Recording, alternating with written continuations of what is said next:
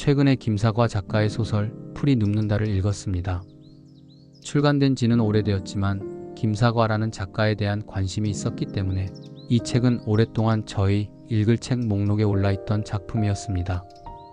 미나로 파격적인 데뷔를 했던 작가가 그 다음 장편에서 어떤 이야기를 했을까 궁금했는데 풀이 눕는다는 기대 이상으로 복잡하고 감정적으로 흔들리는 소설이었습니다.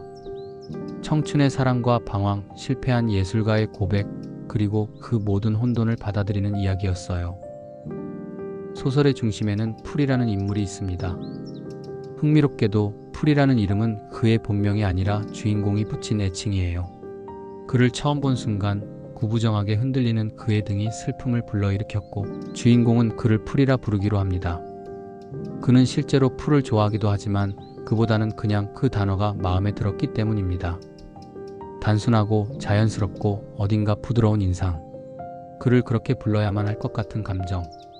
이름이 존재를 규정한다기보다 존재에 애정을 더하는 방식이라는 게 인상적이었어요. 이 소설의 제목은 김수영 시인의 시 풀에서 가져온 것이기도 합니다. 풀이 눕는다. 바람보다 먼저 눕는다. 바람보다 먼저 울고 바람보다 먼저 일어난다. 김수영의 시에서 풀은 억압과 시련에도 꺾이지 않고 가장 먼저 일어나는 존재로 그려집니다. 유약하지만 가장 강인한 생명력의 상징인 셈이죠. 바람은 외부의 폭력, 풀은 민중의 상징처럼 읽히면서 시대에 대한 저항의 정신을 보여줍니다.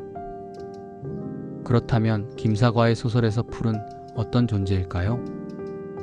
분명히 김수영의 풀처럼 약한 듯 보이지만 깊은 인상을 주는 인물입니다.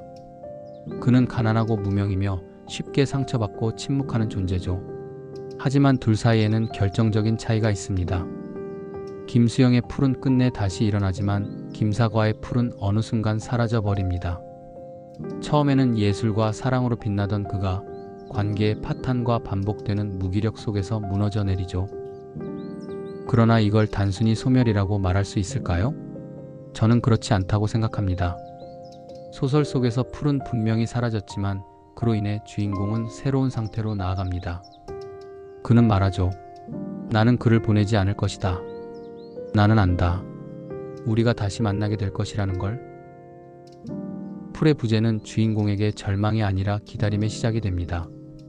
그는 풀을 기억하고 기다리며 그리워하며 살아갑니다. 무너지더라도 사랑했던 기억만은 끝까지 붙잡고 있는 겁니다. 그래서 김수영의 시가 먼저 일어나는 풀이라면 김사과의 소설은 기억 속에서 살아있는 풀을 보여주는 듯합니다. 육체적 존재는 사라졌지만 감정과 기억은 오히려 더 강하게 남아있는 것이죠. 김사과는 이 작품을 통해 자본주의 체제에 대한 강한 비판을 드러냅니다. 주인공은 현실을 떠나 사랑과 예술만으로 살아가기를 원하지만 세상은 그런 삶을 허락하지 않죠. 이때 주인공은 LA 노숙자들을 언급해요. 그들은 다 너무 아름답다는 겁니다. 우리는 어려서부터 불황자가 되면 끝이라고 배웠지만 그는 노숙자들을 보며 오히려 해방감을 느낍니다. 돈도 소속도 목적도 없이 살아가는 사람들이 아름답게 보였던 건 그들의 존재 방식이 삶을 가장 가볍고 진실하게 드러내고 있었기 때문일 겁니다. 그것은 체제 바깥의 삶을 동경하는 순수한 감정에서 비롯된 아름다움이었습니다. 하지만 이 아름다움이 현실을 극복할 수 있을까요? 김사과의 시선은 매우 정직합니다. 그녀는 사랑과 예술을 붙잡고 싶어 하지만 소설 속 현실은 빈곤, 반복적인 노동, 고시원의 삶 같은 고단한 일상으로 채워져 있죠. 감정적으로는 히피이고 싶지만 현실은 녹록치 않은 겁니다. 이처럼 풀이 눕는다는 등장인물들이 대책 없는 낭만과 냉혹한 현실 사이를 끊임없이 오가며 어떤 해결책이나 대안을 제시하기보다는 불확실한 현실 속에서 비수능적인 삶을 살기 위해 몸부림치는 모습을 그려냅니다. 현실이 아무리 무너져도 기억하고 사랑하고 기다리는 존재. 그게 바로 이 소설 속 주인공이고 김사과가 말하고자 하는 아름다움의 방식인 것 같습니다. 이 소설은 김사과가 최대한 대중적으로 쓰려고 했다고 밝힌 작품이지만 중년이 된 지금 읽어보니 오히려 더 낯설고 난해하게 느껴졌습니다. 주인공의 생각을 따라가면서 저도 모르게 저의 20대를 떠올리게 되었어요. 칭찬받으려고 안정된 삶을 만들려고 세상에 맞춰 애써왔던 시간들. 그게 바로 김사과가 이 소설에서 철저히 해체하고 싶어 했던 삶의 방식이었겠구나 싶었습니다. 그걸 인식하는 순간 꽤 큰 충격이 있었습니다. 만약 이 소설이 그런 자극을 주기 위해 존재한다면 풀이 눕는다는 분명히 성공한 작품입니다.